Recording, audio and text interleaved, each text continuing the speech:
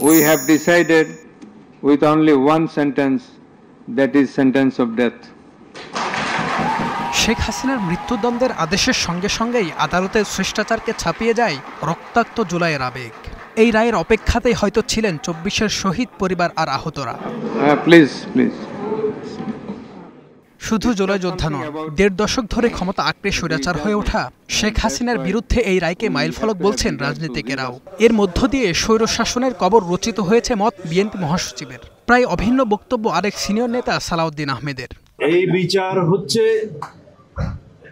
অপরাধের তুলনায় যথেষ্ট নয়, কিন্তু এটা শুধু ন্যায় বিচার প্রতিষ্ঠা না, সামনের দিনের জন্য একটা উদাহরণ। কেবল দেশ নয়, সারা বিশ্বের শাসকদের জন্য এ রায় ভবিষ্যতে শিক্ষা হয়ে থাকবে বলে মনে করেন জামাত ও এনসিপি নেতারা।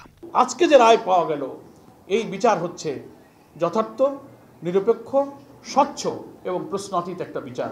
কোনো একজন সরকার প্রধানের সর্বোচ্চ সাজা, এটা বাংলাদেশের ইতিহাসেই প্রথম। এটা স্মরণীয় হয়ে থাকবে। আজকের বিচারের মধ্য দিয়ে প্রমাণিত হয়েছে শেখ হাসিনা মানুষকে গুলি করে হত্যা করেছে, লেথাল ওয়েপন ব্যবহার করেছে, গোটা বাহিনীকে মানুষের বিরুদ্ধে খুন করতে কাজে লাগিয়েছে। যার এত এত অপরাধ, সে অপরাধের খুব অল্প কিছু অভিযোগই আজকে শাস্তির ঘোষণা এসেছে।